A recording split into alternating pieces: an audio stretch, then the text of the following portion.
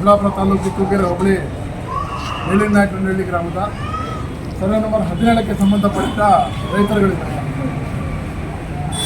ಇದು ಮೇಲಿನನಾಯಕನಹಳ್ಳಿ ಗ್ರಾಮದ ಸುತ್ತಮುತ್ತ ಸಾಕಷ್ಟು ಅರಣ್ಯ ಇದೆ. ಇವತ್ತು ಅರಣ್ಯದವರು ಬಂದಿದ್ದಾರೆ, ಅವರೆಲ್ಲ ಟ್ರಂಚ್ ಹೊಡೆದು ಬೇಲಿ ಎಲ್ಲ ಹಾಕೊಂಡ್ಬಿಟ್ರು. ಈಗ ನಮ್ಮ ಗ್ರಾಮದ ರೈತರು ಅವರ ಜಾನುವಾರುಗಳನ್ನು ಮೇಯಿಸೋದಕ್ಕೆ ಅರಣ್ಯಕ್ಕೆ ಹೋಗೋಕ್ಕಾಗಲ್ಲ.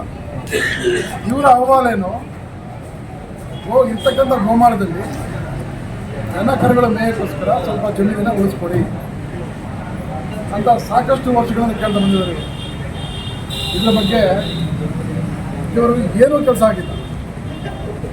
ಆಮೇಲೆ ಸುಮಾರು 2024 ಮತ್ತು 21ರಲ್ಲಿ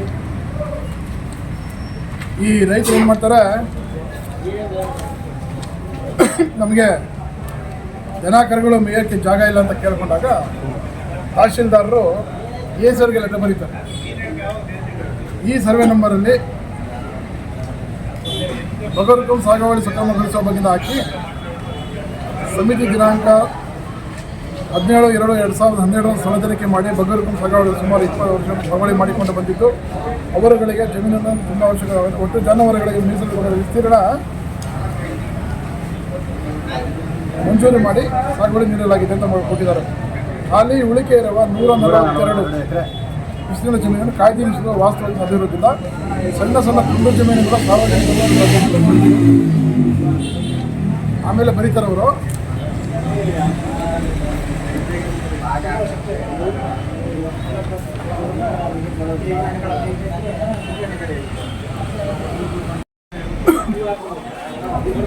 ಈಗ ಈ ದಿನ ನಾವು ತಾಲೂಕು ಕಚೇರಿ ಬಳಿ ಬಂದು ಧರಣಿ ಮಾಡ್ತಾರೋ ಉದ್ದೇಶ ಏನು ಅಂದರೆ,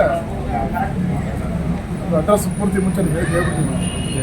ತೂಗೇರೆ ಹೋಬಳಿ ಮೇಲಿನನಾಯಕನಹಳ್ಳಿ ಗ್ರಾಮದ ಸರ್ವೆ ನಂಬರ್ 17ರ ಪೈಕಿ ಗ್ರಾಮಸ್ಥರ ಬೇಡಿಕೆ ಏನು, ಅಲ್ಲಿ ಇರ್ತಕ್ಕಂಥ ಗೋಮಾಳ ಜಮೀನಲ್ಲಿ ಜಾನುವಾರುಗಳಿಗೆ ಮೇಯೋದಕ್ಕೆ ಸ್ಥಳ ಕಾಯ್ದಿರಿಸಬೇಕು ಒಂದು.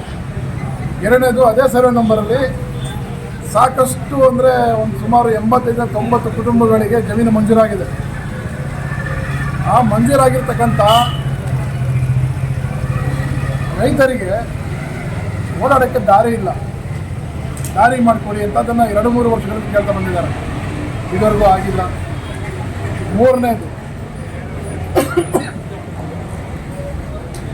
ಅಲ್ಲಿ ಸಾರ್ವಜನಿಕರ ಓಡಾಟಕ್ಕೆ ಮತ್ತು ಸ್ಮಶಾನಕ್ಕೂ ಕೂಡ ದಾರಿ ಇಲ್ಲ. ಇಂಥ ಒಂದು ದಾರಿನ ಯಾರೋ ಮುಚ್ಕೊಂಡ್ಬಿಟ್ಟಿದ್ದಾರೆ.